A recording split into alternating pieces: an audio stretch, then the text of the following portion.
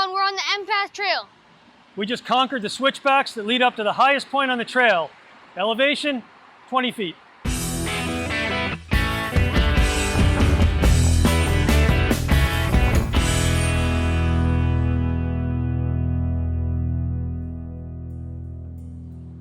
We're at the start of the M-Path bike trail. This trail is about 9.5 miles long, and it runs from here in Dadeland all the way to Brickell. The land that this path is on was originally the Florida East Coast Railway. Miami-Dade County purchased the land in 1978 to make room for the Metro Rail as well as the M-Path Bikeway. More recently, the M-Path has become the site of the Underline beautification project, which aims to turn it into a linear park with improvements for the existing bike infrastructure. Yeah, you ready to ride the trail? Yeah. Let's go. There it is, begin M-Path.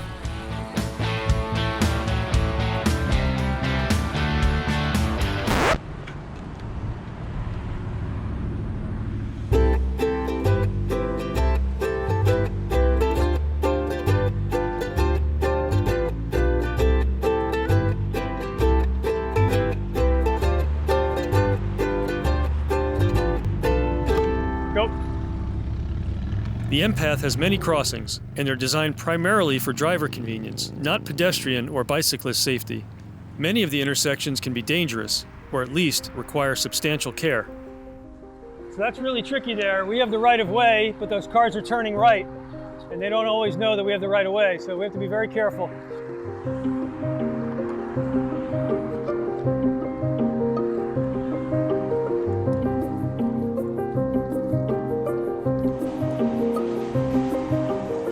The path gets a little tricky here, so we have to take a left and go around the mall, I believe. Yeah, see here it's pretty clear where you have to go, but if you're going the other way, it's a little bit confusing. Yeah, you gotta follow the signs. There's a lot of signs, but sometimes they're hard to identify.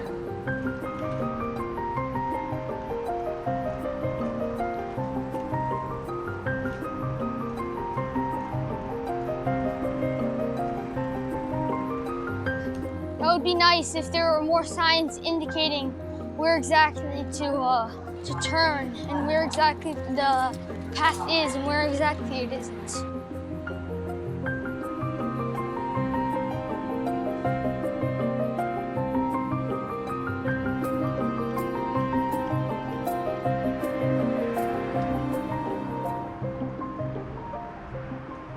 Okay, we got the first climbing section of the trail now.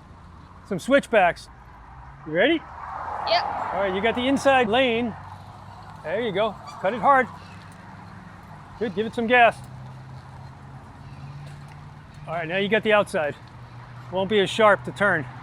You got it? Yep. Yeah. Work it, work it. There you go.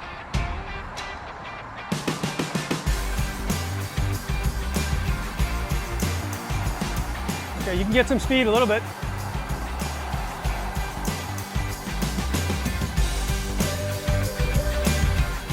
The Snapper Creek pedestrian bridge signals the M-Path's transition into South Miami. Well, very important for any cyclist, ice cream and Tom and Jerry cartoons. So we bike by the bike shop? Yeah, Somi Bike Shop.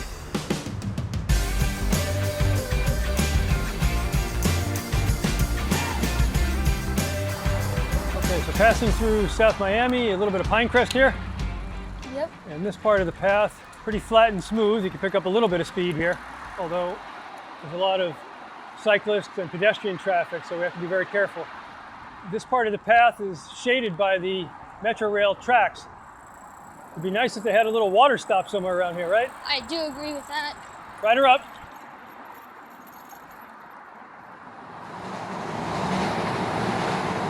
Well, you can hear the Metro Rail going by. It's right up above us. Also a nice commuter tool. Ready? We got the light. Hurry up, 25 seconds. Intersections like these are common on the south end of the trail. Fortunately, we shot this video on a day when traffic was minimal. This part of the path runs right next to US 1. It can be disconcerting to ride here with fast-moving traffic coming head-on this close to us. Sort of riding on the road. We're right next to the cars. Pretty dangerous. When we cross Sunset Drive, Mack Cycle is just a block away. If riders need maintenance or just want to look at classic Schwinns hanging from the ceiling, Mack is one of Miami's oldest bike shops. The shop also has a public bike repair stand outside for anyone to use. Okay, leaving South Miami Metro Rail Station, Yep. heading to Red Road. Once we cross over Red Road, we'll be in UM territory. 8 miles, downtown Miami. So we've covered about 1.5 miles so far. Yep. We're here by Scott Findlay Motorsports. Good man, strong rider. Okay, so now I think the path continues here, right? No, I think the other one was the path. That was a bad assumption. Yeah, see here they should really add more signs. Right now they're not doing that and we just made a wrong turn. So. All right, now we got the light here. Be careful up there.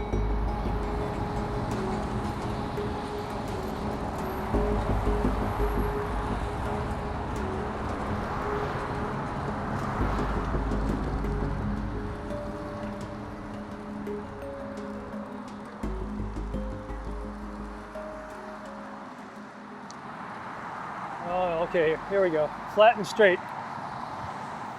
We're now on the Coral Gables section of the M Path. This section can be a challenge to follow as the path is a mix of designs and it weaves quite a bit. But at this point, we're on one of the nicest parts right next to the UM campus. Okay, in the shade here, here's the UM baseball stadium. I believe named after Alex Rodriguez, right? Oh yeah, So far this section is pretty flat. it's probably the nicest part of the trail Yeah, and it's protecting you from cars. yeah. But let's take the right and stay along Dixie Highway. So here the path is interesting because it runs almost like a sidewalk. Very, very Miami. We're coming into the, this is the University station on the Metro Rail. This is where everybody meets for our Bike to Work Day. This is pretty neat. Some sheltered areas for locking up bikes in case you want to lock up your bike while you take the Metro Rail to work. Pretty neat. You know what the story is with these dominoes, my boy? No. Dominoes are nicer than just raw concrete slabs, right? Yeah. Bodroga, Miami Dominoes, 2019. Fantastic. Good work, Bodroga. Right. Oh, no, left. Sorry, boy. And not very obvious where to go. This part of the path has 4 similar intersections at Alhambra Circle, Stanford Drive, Granada Boulevard, and the last at Riviera Drive. However, Granada and Riviera do not have signalized crosswalks. And this upcoming crosswalk is gotta be dangerous because there's no. Signs that indicate when we can go through. So I think we're clear. So I say we go. Let's go.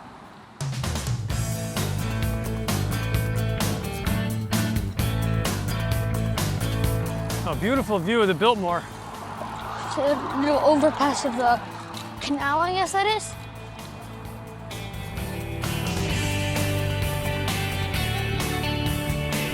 So right now we're going past Coral Gables Trolley and Maintenance. It's a nice free service that takes people all around Coral Gables.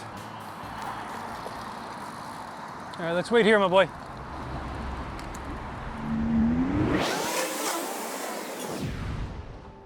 The 2 crosswalks at Lejeune and Grand took nearly 3 minutes to cross, and the sightlines can be confusing.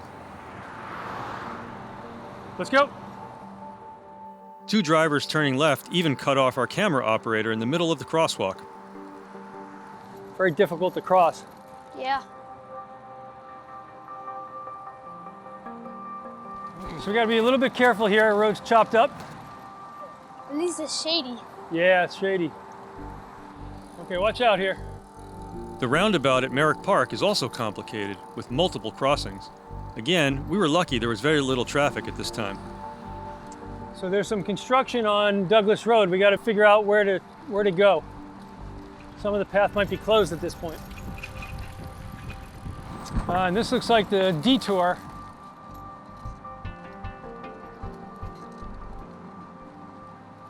Well, this is a hub for public transportation. We got bus stops, we got Metro rail stops and Gables trolley stops, all right here.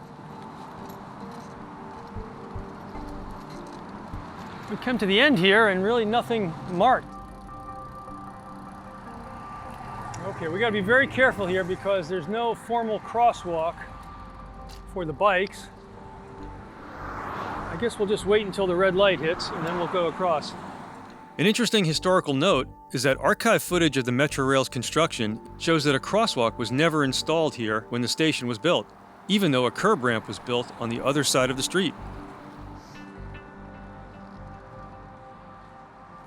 Very difficult end to the bike path, no signage. It's really not that hard to have a crosswalk for pedestrians. It's one of the simplest things they can do.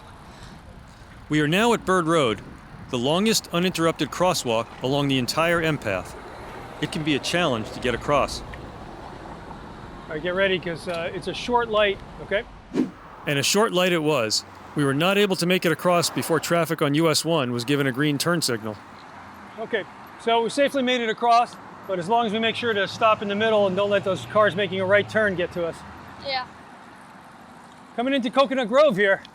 Yep. This is a major intersection with 32nd Avenue, so we have to be careful. Let's do it.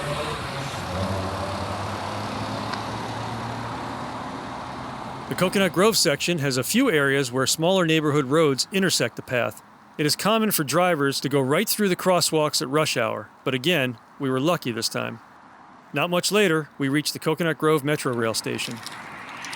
So coming into another Metro Rail station. This is nice because you have these little gates to protect you from the cars. Yeah, that's true. Okay, so another major intersection with 27th Avenue, so we definitely have to stop here and wait for the light.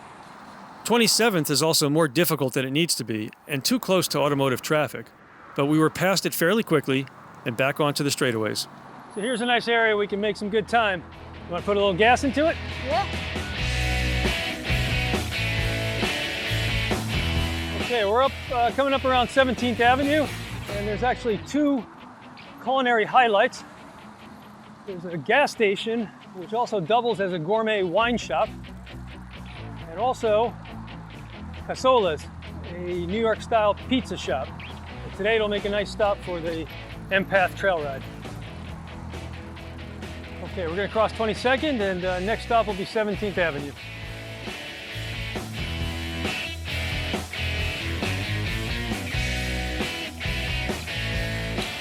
So the next intersection is Casola's. Correct, 17th Avenue. And you can get a croqueta, or we can go to Casola's and get a pizza. I'll go to Casola's. Okay, so coming to the intersection of 17th Avenue, let's see how we do this. We gotta be careful here because there's cars turning left. Okay, we got it now.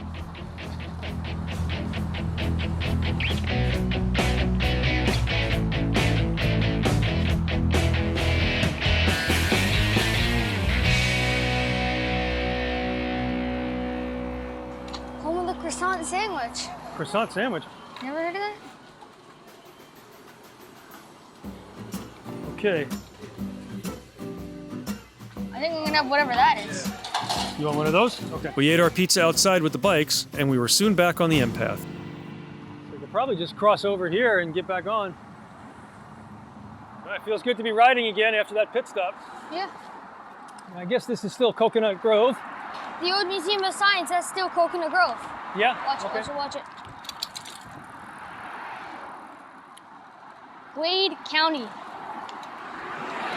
Well, he deserves it. He's a good player, right? Won us 3 championships. True. There's an overpass at the Viscaya Metro Rail station, which leads to areas south of US 1. But for now, we're going to continue on the path. Okay, well, we're in a beautiful part of Miami right now. Key Biscayne is to the right. Little bus tour of Miami. They enjoy screaming on that bus. Another Miami institution, a nice Bentley in the middle of the road. And now we're riding up along I-95. That's a cool car. Alfa Romero. Within about 3 blocks, we saw a Bentley and an Alfa, huh? We're almost done. I don't know exactly where it ends, so I can't really say, but we're very close.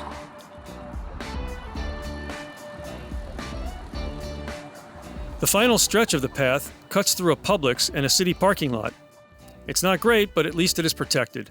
The crossing at Coral Way also has flashing pedestrian beacons, but they're often ignored by drivers, and we didn't use them. Ah, here we are, Brickell Station. A really nice ride. Not a bad way to get from South Miami to here. Well, that's the entirety of the path. But we still haven't checked out the bridge over to Vizcaya. This is the Vizcaya Station pedestrian overpass. Let's put it in an easy gear, all right? The grade of the overpass is somewhat steep and was made for pedestrians. For some riders, it can require a climbing gear. Crossing over US 1. The view from the top is a great reward, though. When you descend the south ramp, you need to be confident in the handling of your bike. Just remember to use both brakes. The path is narrow, the sides are low, and the corners are extremely tight. It may not have been designed for bicycles, and it's pretty tight for pedestrians as well. And that's the whole path. Now let's go to the ratings. In reviewing the M-Path, it's really nice to have such a long, continuous path for cycling. Taking surface roads all the way from South Miami to Brickell would otherwise require a rider with strong urban riding skills.